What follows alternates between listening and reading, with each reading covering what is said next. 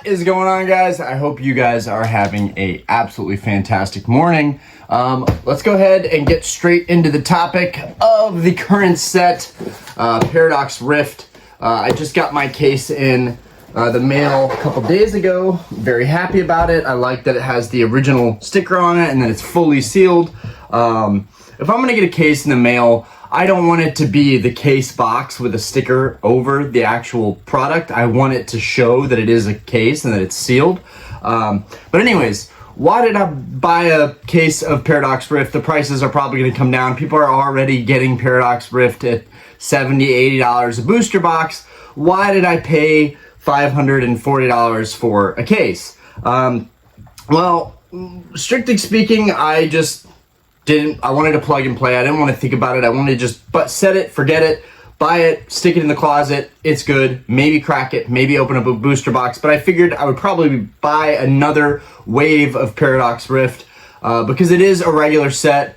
I've been buying a lot of high-end cards lately, so I've been pulling back, on focusing on modern. But I've made it a goal to at least go after one case of sealed product in each main set. And then I still have some special products from 151, 2 UPCs, and a case of booster bundles. Really not a lot, but also you guys have to remember that I've almost fully mastered 151 by opening products, and I've probably spent roughly like $2,000 to open those products and trying to get to those cards. We did get the Venusaur on the last live, so that was a lot of fun. That was a legit live. Very happy we got the Venusaur. But okay, back to Paradox Rift.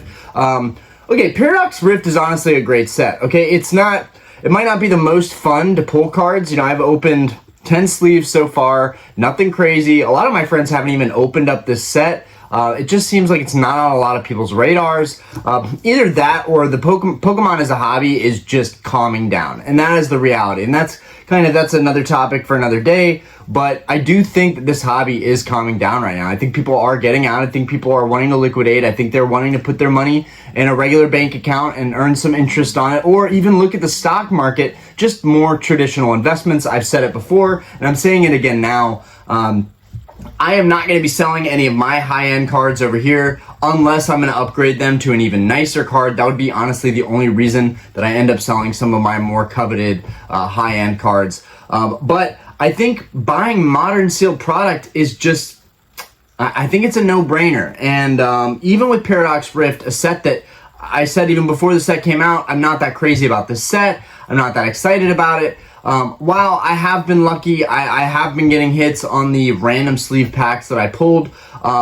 This set is so big, we're back to these main sets that are very large. It seems like the hit rates are better. I'm not really seeing a difference. From watching other people's videos, of course, I can't say that I'm not seeing a difference when I've only opened 10 packs. But from watching other people's videos, it doesn't seem like people are getting more hits than normal. I mean, there are some other channels that are opening so much product that they're getting a nice variation of a lot of hits in one box and then an okay box in another box. But for the most part, I don't think that this set is that much different than other sets that we've had in the Scarlet Violet block. I think that it's a beautiful set. The artworks are beautiful, and there's a lot of value. Okay, guys, when we're talking about the value, okay, it's a lot of cards that I'm personally just not going to buy, right? I said I was going to buy singles, but I don't like a lot of the cards enough to even want to buy singles. But yet, the singles market is doing really well. So regardless of what I think, the facts are there. The proof is in the pudding. Right now, if you look on eBay and you look at singles, there's I think a dozen singles that are over $20 in Paradox Rift. If you put that into perspective, guys, if you're going out and buying retail packs for $3 to $4, no, you're gonna lose your ass on that. It's not worth it. But if you're buying like a case of sleeves, which I did the math, and honestly, I think one of the best bangs for your buck right now is buying a 144 sleeved case of booster packs for Paradox Rift. I think it's I want to say like 300s-ish area, and there's 144 packs. I'm not 100% on that. I just know that I already did the math for this, and I came down to $2.50 a pack. Now, this is probably not news to a lot of you, but I don't remember in Scarlet and Violet seeing sleeved cases. And granted, sleeved cases that's not a product that I look for a lot, but for openings, I think it would actually be really smart to buy a case of sleeved booster packs, because you're not having to break the value of one product that you're opening. You're getting max value cost basis on 144 packs at $2.50 a pack. You can rip those all day and not feel guilty about it, right? If some of the heavy hitter cards are $20, right? You can basically open, let's see, what's 8 times 250? That's 16. 8 times 5, that's 4. You can open 8 packs. And if you just hit that, $20 card, $15 card out of those 8 packs, you're golden. So I really feel like you could have pretty good luck with the sleeve packs. I don't feel that as much so with booster boxes and ETBs. I will always be somebody that's like, I think you are going to have a better experience opening random packs where you could get anything in any pack. You could get banger after banger in theory. Whereas with an ETB, this stuff is limited. They're not putting 3 SIRs in an ETB. They're not even putting 2 SIRs in an ETB. They might. It probably has happened. Same thing with booster boxes. People are saying that the booster boxes are packed with SIRs. You can get 2 SIRs in a booster box. I don't believe in that. I'm gonna say that these products are great to sit on, but for the most part, I still think it's better to just buy a couple packs and have fun with it. One of the best ways you can do that is buying a 144 sleeved pack case. Am I gonna do this? I'm thinking about it. At that cost basis, $2.50, even with, our tax in North Carolina is 7.25. So even after tax, that puts me at $2.70 a pack. The 10 packs that I opened already were $4 packs from GameStop, right? I just was like, I'm gonna get a couple packs. I'll get 5 packs. But I could have opened 2 more or 3 more with the same amount of money spent if I would have just bought a big case of sleeve boosters. So I think that might be the move. Also, I could have a case of sleeve boosters, and I could have it sitting in the corner of my room here, because now I actually have space. I spent the whole morning cleaning out my game room, which always helps to clear my mind. I don't know why that is, but when the room is a mess in here, my head is a mess, and it's hard for me to think about topics or even want to make content when this room is just piled up with wrappers and boxes and just trash. So I've got everything cleaned up in here. I could have a nice case of sleeves sitting in the corner, and then whenever I want to just open them while I'm talking about this set, I could do that. I think I want to start doing that, where I talk about the set and I talk about things that I like, but I'm also still opening product. If I can learn to kind of multitask and do both those things at the same time. Sometimes I feel like making an informative video, and sometimes I just want to open up some product, and sometimes I want to do both of those things. So I'm going to start doing that. I'm just deciding whether it'll be Paradox Rift or whether I'll wait for this next special set to, do videos like that, where I'll buy a case of sleeves and I'll open them while I'm talking about the set. So we've got basically like a dozen cards that are $20 cards. We've got another dozen cards that are like $10 cards. There's a lot of value in this set, right? In the past, looking at it now, booster boxes from, Sword and Shield era, and Sun and Moon, there's cards that are $20, $30 cards that, it's full of cards like that. But that's also because the market has moved up. We're talking about a set that is released, now, that is a current set that has multiple, dozen $20 cards, a dozen $10 cards. There's value in this set to open it. Even if you're not a huge fan of the set, there's definitely value in this set to open it up. I know for me, the Iron Valiant SIR and the Roaring Moon SIR, those are the 2 SIRs. That's what people are talking about. I actually really like them.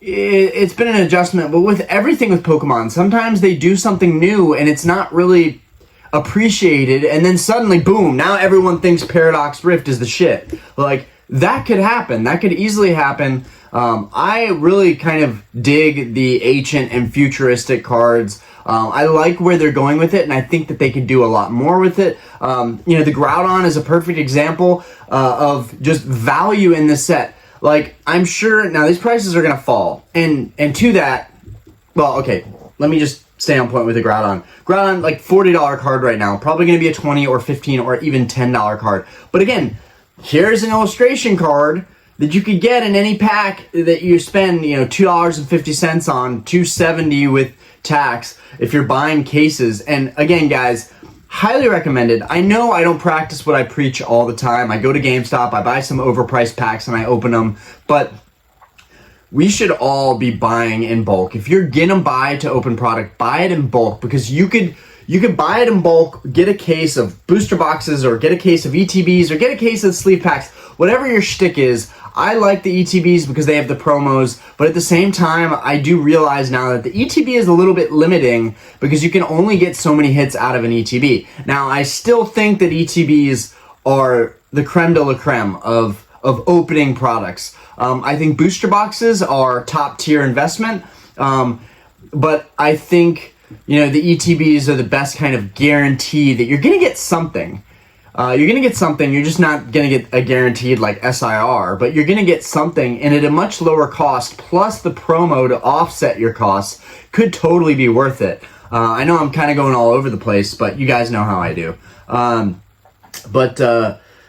Yeah, Paradox Rift has a lot of good things going for it. It's a really good, you know, value you're getting back on a lot of these cards. And I do think that if people are able to get this booster box at $70, $80, it's a no-brainer. It's a no-brainer. Buy this, sit on it now. You know, if we look at sets, and we always go back to this because it's the most current era that we can go back to, Sword and Shield, okay? I was watching listings for, you know, modern booster boxes, and while there was a time when Fusion Strike, Chilling Reign we're going for $150, I'm seeing stuff sell for $100 a booster box. We're still seeing boxes go for a little bit less, so you can still get those era booster boxes. But there was a time, you know, at the total hype of Pokemon where booster boxes that were $80 were $150, $160. There's a lot of people watching this right now that probably have paid $150, $160 for some of those booster boxes. Vivid Voltage, Fusion Strike, Chilling Reign. But during that hobby, during that era, people weren't batting an eye at those sets. It was like $80. I wouldn't touch that set with a 10-foot pole for $80. I think it's the same thing. I think it's going to just continue to be a trend where we have ultra modern booster boxes just hitting rock bottom around $70 or $80, and then they're going to trend up from there. And for me, I just don't want to deal with trying to catch it at the right price, at that rock bottom price. I just want to get a case, because you never know what's going to happen, right? Everyone always says like everything is going to get printed into the moon, but anything can happen with any set.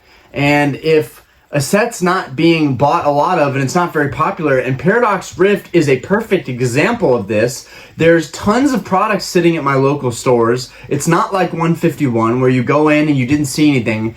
You know, people were like, oh, well, 151 had plenty of stock. No, it didn't. 151 did not have plenty of stock.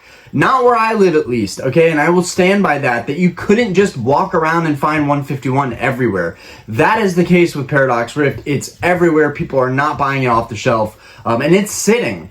Now, this could be good because it means that without that demand, there might not be another print of Paradox Rift. Now, why would they not print it? They always print everything to the moon. But if there's no demand and it's not selling, it won't see those reprints. This is very important to talk about because when you're getting into sets that aren't that popular, sometimes they won't reprint because there was no demand for it in the first place and it didn't sell out. So that could happen with Paradox Rift, and this product could go up in value. So I think it's important to just buy every set, whatever you can afford, whether it's one box, whether it's an ETB, whether it's a case, whatever you can do. I would get it when it comes out. I definitely am speaking more to FOMO when I say that, you know, just buy every set. Don't even think twice about it. But I just like to set it and forget it. If I could save a little bit of money, okay, so what? So be it.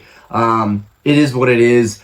You know, I am not the king of getting the best deals, but I know that in 10 years when I look back at my sealed collection and I'm like, yeah, of course all this stuff went up in value. No one was thinking to just buy every single product every single set that comes out in booster box or case form, I really think it's a no-brainer. And again, with Paradox Rift, you've got a dozen cards that are $20 cards right now, a dozen cards that are $10 cards. Those prices could come down, but right now it's a very competitive set. Okay, so people want the cards for their decks. They want to be able to play with it in tournaments. And then on top of that, people aren't really buying a set, so they're not opening up the set, so there aren't as many singles listed online. So I think that's why the prices are holding. Someone left a comment about that yesterday, and I think it's a really good point that if people aren't opening a set, there's no product. This was an issue with 151, but more so because there was just not enough product for everybody to find and open up. And if there was product, it was way overpriced. It was too expensive. They're trying to get $60 in ETB, $40 a booster bundle. People and those prices have held. 151 product has just done really, really well. And I still think 151 is the best set that we're going to see out of Scarlet and Violet. I think that it's a set that you can just continue. Like, I hate myself for opening so much product. I really wish that the mountain of product on my back wall from 151, I wish it was all sealed product, because it would be a phenomenal investment in my opinion. I think 151 is just going to be trending up. And I think in some ways it deserves its own video, that it's the most investable set that there is. I really believe that. I think that it's just going to skyrocket over the years and pull probably an Evolving Skies on us. I really feel like 151, if there's any set in Scarlet and Violet that could do something like that, they could have that kind of hype around it and build around it, it's 151. And that's probably going to happen when 151 starts to move up in price and becomes less attainable. That's usually when people go, oh my god, I need to have this set now. They don't want it when it's retail. They don't want it when it's cheap. They want it when it starts to move up. That's when the FOMO, that's when the hype, that's when the chasing the stonk, that's when all this stuff, all the energy gets created for a product when it starts to move up in price and looks like a solid investment, a solid buy. I definitely want to set aside money to keep investing in buying 151 product. I think 151 is just the best. But anyways, Paradox Rift, super investable. If you're watching this video, let me know what you think about Paradox Rift. Are you buying a lot of product? Are you opening product? I want to open up some more packs, but I'm still deciding.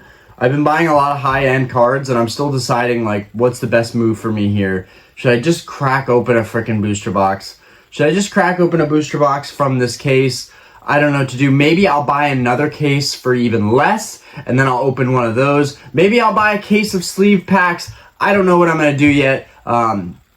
Maybe you guys could leave a comment. Let me know what you think that I should do in terms of opening. I think that these sleeve booster packs is the best cost basis for opening this product. In terms of, like, the hit ratio that you're going to get in a case of those booster packs, I think, I would like to test out, now that my channel is growing, I would like to test some of these products out and see, like, how a sleeved booster pack case does, 144 booster packs versus, opening traditional booster boxes. I would like to see how those things differ and change. But all this stuff costs money, and I'm still trying to balance how much I can spend, what's worth it to do on the channel. There's a lot of good stuff in Paradox Rift. And just because there's value doesn't mean people are still going to want the cards, right? There's a lot of cards that I just don't care about in this set. But equally, I still think the set has two strong bangers with the Roaring Moon SIR and the Iron Valiant SIR. And then kind of the bloopers we get with those SIRs. Not so much with the Roaring Moon, but with the Iron Valiant, you can see that futuristic Tyranitar, and it is very obvious. I mean, people are like, is it Tyranitar, is it not Tyranitar? It's Tyranitar, okay? It is very obvious that that is Tyranitar, and that means that they're going to be continuing this futuristic ancient deal. We knew this was the case with Scarlet Violet. They're bringing the past and the future. You got Miradon and Corridon, kind of, basically the mascots of Scarlet and Violet, being the ancient version, and the prehistoric Corridon and the futuristic Miradon. And I think that's so cool about Scarlet and Violet. And I love that they went with 151 and they went with OG, and then they're just jumping straight into Paradox Rift with these different kinds of Pokemon. And I think that there's a lot to look forward to. I'm very excited for, seeing maybe a futuristic Tyranitar. That would actually be kind of cool. I am starting to get on board with this idea of these futuristic kind of robotic looking Pokemon. I think, Pokemon ceases to amaze me with, stuff that they're trying. And I think right now people are a little bit skeptical. They're like, the fuck does this, what is this? Why are they constantly ripping off, older OG Pokemon that we already have known and loved and create this new thing? But they're very good about how they, design and create these new sets. Honestly, I was very critical of Paradox Rift, and now I'm kind of thinking, no, this set has a ton of great art. They are constantly improving the level of artwork that they're doing, and while it might not be all of my favorite Pokemon, the Roaring Moon is a badass Pokemon. It's a great chase card to go after in this set. And then you've got Iron Valiant. You've got all these trainer art cards, these character rares, these SIRs that people really like, the Tulip and the Rika, and I think Mela with the Torkoal. Yeah, that's a sick card. But there's a lot to love in this set. I think there's something for everybody in this set. For me, one of my favorite cards, just because I like OGs, and there's a beautiful Gen 3 card in here, is the Altaria. The Altaria SIR is a beautiful card. That's definitely like more of like would be like a main chase card for me. But I know as soon as if I get, pull the Iron Valiant or the Roaring Moon, which I don't want to open every set coming up. I don't want to open all of them. It gets very expensive. It adds up quick. But it's just not fun buying singles. And whenever I'm looking at a single and I'm like, $30 for that single, I could open a couple packs for that. Yes, you are unlikely to get the cards that you want out of opening packs. But out of opening packs, you're going to have extra bulk. You're going to have duplicates. You're going to have extra hits. And we don't know what's going to happen with the set. If singles stay pretty strong, it would actually make more sense to just open packs for dirt cheap and open up the set instead of buying like a $30 card, and then after tax it's like $32, $33. Whereas if you put that towards like a case, wholesale cost to a product, that's basically 10% of just getting a huge case of sleeved booster packs. Your 10% was just the one card that you're gonna buy to save money buying singles. We can't always revert to buying singles, okay? It's not as sustainable as people make it seem. Maybe in the long run, as this set as prices come down, in the long run, sure, buying singles probably the move. If you can find local deals, find stuff for cheap, people liquidating their collections, great way to buy your cards if you can get them all, very quickly in one swoop. But, a lot of times people who are shopping online and trying to buy singles, you're not going to save money really. This set is huge, right? If you're going to buy 50 cards and 30 of them are $5 cards, let's say 150, 10 of them are $10, let's say 100, that's $250, and then 10 of them are 20, that's $450. And I'll also put this here. Even if you are so lucky where you can find all the cards for super cheap right now, you still have to find all that bulk. You still need all your reverses. If you want a master set, if you don't care about master set and you're just going after the hits, that's fine. I like to do the binders. It's just force of habit at this point. And you need the bulk. You need the reverses. So you're going to have to go after the dud cards anyways. So you might as well just open product. It's not that this is very, I feel like controversial advice because, so much of the time it's like you're going to lose your ass opening product. And that is true. With 151, I lost my butt opening product. But that was an overpriced special set.